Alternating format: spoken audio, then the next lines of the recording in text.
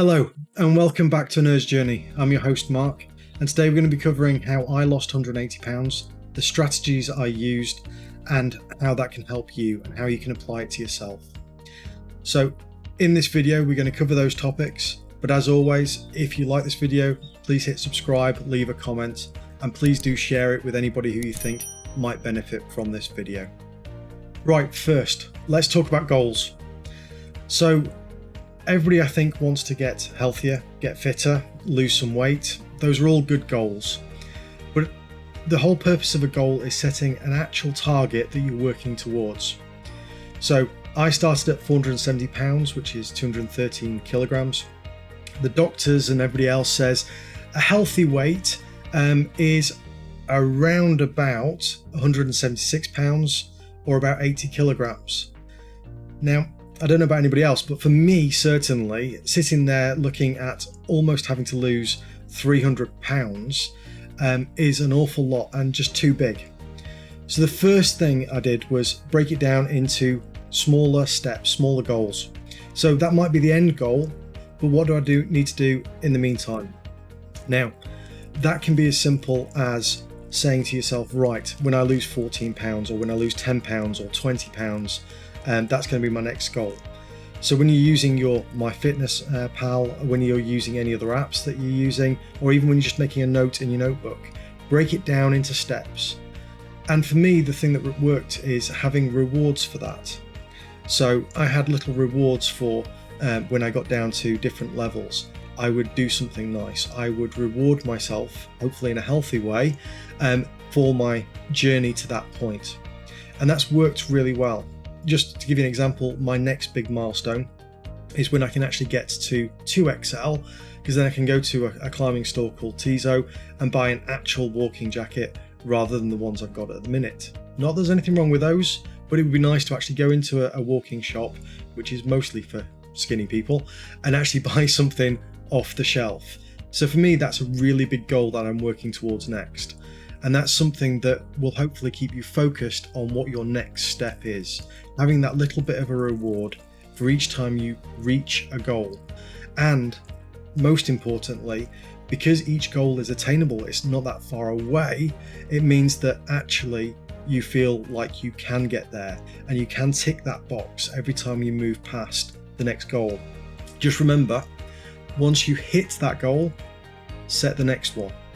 Okay, always be having the final goal in view, because you are going to need to take those little steps, particularly if you've got a really big number like me, which is nearly 300 pounds to lose in total. And even now, I'm only a little bit over halfway. So I've lost 180 pounds. I've still got 120 to go. Let's face it, that's a normal sized person I've still got to lose. So step by step, have goals, have them incremental, so that although you've got a vision for what is the end goal you're aiming for, you have little rewards and you have little treats for getting closer step by step. So that's goals. Right then, so we've set our final goal, where we're going to. We've set those goals in between as our little steps that keep us motivated, keep us positive and moving forward. So what's the next big strategy to employ? For me, that was actually hunger. Sounds a bit strange. It wasn't a strategy to be hungry, it was a strategy to avoid being hungry. You know, when you're hungry, there's always that temptation. You're looking at the crisps in the cupboard, you're looking at the foods that you know you shouldn't be eating because we're being good with TD calculators and we're tracking everything in MyFitnessPal or in a journal. But when you're hungry, or you see somebody else in the house having that packet of crisps or whatever it is, the temptation is to go and join them, have it, eat it all. So a strategy for avoiding that is something called volume eating. So to put it in really simple terms, a tablespoon of olive oil is about 120 calories. A chicken breast is a little bit more than 120 calories. 4 cups of broccoli is 120 calories. 4 cups. So a tablespoon of oil, 1 chicken breast, or 4 cups of broccoli. So try and bulk up your meals. Use foods that are bulky, that you enjoy. Don't try and shovel broccoli down your throat if you don't like it. Pick something else, have a look. There are plenty of things out there that are high in terms of volume but good in terms of what you're looking for. Whether that's red beans, black beans, whether that's cabbage, broccoli, there are lots out there.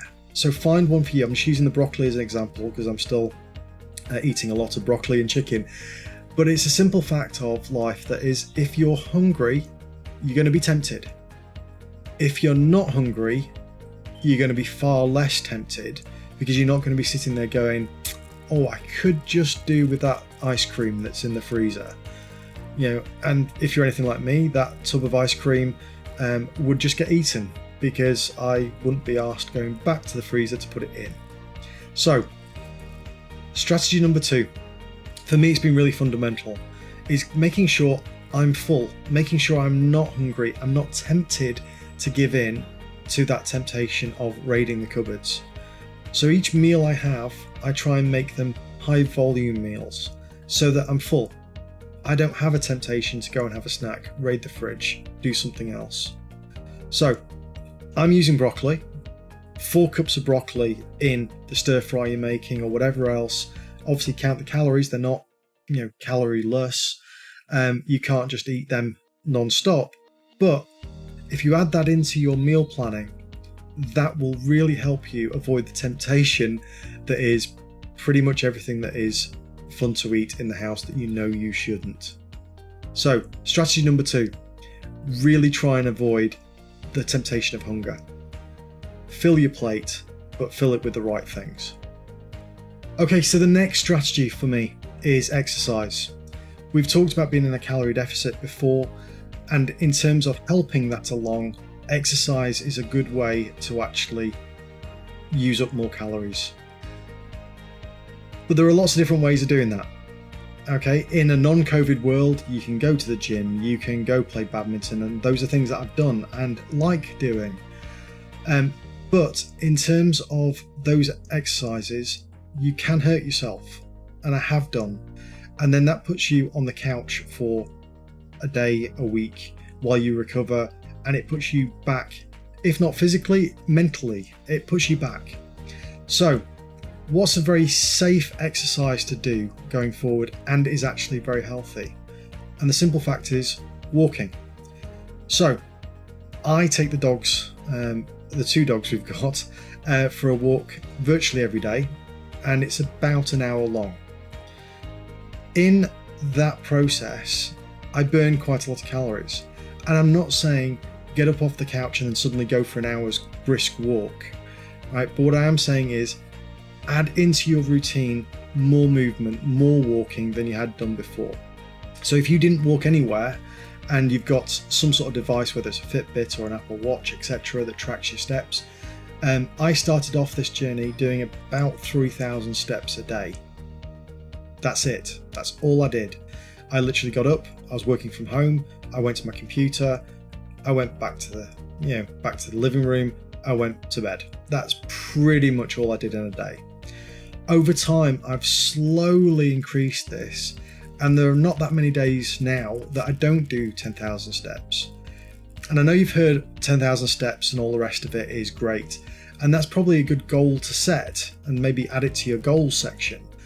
But the simple fact is that 1,000 steps, if you're my weight, right, will actually burn about 73 calories and take 9 minutes. So a 9-minute walk is 73 calories added to my deficit, which then speeds up the amount you're losing, which helps you feel better, which makes you hit those goals, which makes you want to do it more. So if you're not moving at all, start by going for a 5-minute walk around the block, walk around your living room even, whatever it is that gets you moving that little bit more. And I've said previously as well that it's all about trends. So try and do more today than you did yesterday. Not that it will always be possible. Try and do more this week than last week.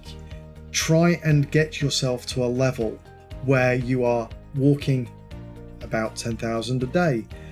Because if you think about that, that is, for me, at my current weight, about 730 calories that I've got with an exercise that is not really in danger of hurting me.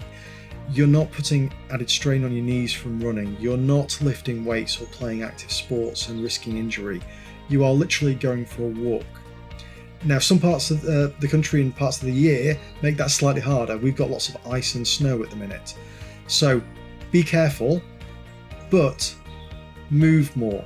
Add to that calorie deficit, right? So in terms of exercise, things to think about are things that you can do.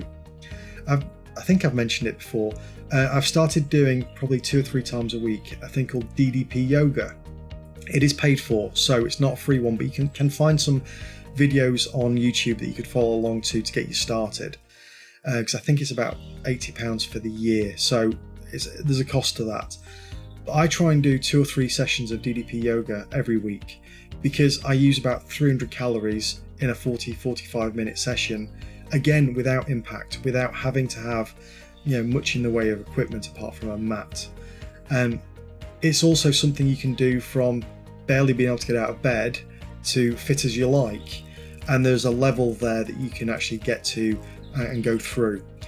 So what I'm saying here in terms of your strategy is add to your calorie deficit, try and add more each week, each month than you did the month before. And there are plenty of things out there that you can do, even if you're not somebody who's going to be running a 10K anytime soon. Okay, there are things you can do by just going for a walk, by doing something that's low impact, like yoga or whatever else. There are plenty of things out there that will help you burn those calories, add to the deficit, and help you lose the weight a little bit quicker by not actually having to spend that much time. If you know you're managing your meals, you've managed your hunger strategy there, you've got your meals planned, you're eating healthier and everything else, but it's going a little bit slowly and you don't want to cut more calories from your deficit, start adding in little bits of exercise, but be realistic with it. If you're on the couch all day at the minute, just go for a 10-minute stroll. Over time you'll get faster. Over time you'll go further. But the whole idea of that exercise is you're not trying to be out of breath and panting, you're just trying to be breathing deeply. You should still be able to have a conversation with the person walking next to you, or in my case, shout at the dogs when they're doing something you don't want them to be doing. So, exercise as a strategy is great for several reasons. It helps you feel better, it helps you get fitter, it helps with your mental health in terms of everything from feeling better, but also hitting those goals and seeing progress week in, week out. So there's a number of benefits from being more active than you were before. And that doesn't mean you're going to have to join a football team or rugby team or any other team you like. It doesn't mean you're going to have to go to the swimming pool and do 10,000 laps or play badminton or anything else. There are things you can do that will help you. Particularly if you're bigger like I am, running is still not something I really like the contemplation of, but it's also the fact that that would be awful on my knees and ankles and all the rest of it. So I'd probably end up injuring myself fairly quickly, as well as making a total fool of myself when I'm out trying to run and people are passing me by while walking more quickly than I'm running. But that's a different story. So think of a strategy for your exercise. Think of what level you're at. Now, if you are a runner, great. Keep on doing it. That's fantastic. And hopefully one of these days I'll get to where you are. But certainly not till I've shed a lot more weight. But for the minute, for me, it's mostly about walking. It's all about that 73 calories for 1,000 steps. So for every 1,000 steps I'm doing in a day, I'm burning another 73 calories without becoming a sweaty mess, without particularly having to change clothes, without having to do anything else other than actually getting up off the chair and going for a walk. So whatever your strategy is, exercise is a strategy to help you. Whatever level you're at, there is something more you could be doing. Even if you are running every couple of days, you could still be walking a little bit further on the days where you're not running. Be mindful of it, think about it, and think how you can incorporate the strategy of exercise into your daily life, even if that is just getting up from your chair more and going for a drink from the kitchen, having a walk around the kitchen while you're waiting for the kettle to boil rather than sitting down and waiting. There are lots of things you can be doing. You could even be walking around the room while you're listening to me talk on this video. So there are lots of things you can do just to add those extra steps in, and it doesn't take that many steps to add 1,000 steps in your day. It doesn't take that many steps to improve it from where you are to where you're going. Yes, for me, exercise. Keep it safe, keep it small, but try and build on it. Set a trend that you're doing more this month than last month. I don't particularly look at the day, I look at the month. Because some days when it's snowing and raining outside, the dogs don't want to go out, never mind me. So bear that in mind. Some months will be easier than others, but try and do more day in, day out. You'll feel better, both mentally and physically. You'll see the weight coming off. You'll hit your other goals in terms of your weight loss or your fitness goals, and it will make you feel better all round. Okay, if you survived this long in this chat, thank you very much. I do hope it was helpful. Please do share it with anybody you think would actually find it useful. And as always, please do leave a comment down below and subscribe to the channel if you want to know more about weight loss, hints, tips, strategies, and my journey to a thinner me. Thank you very much.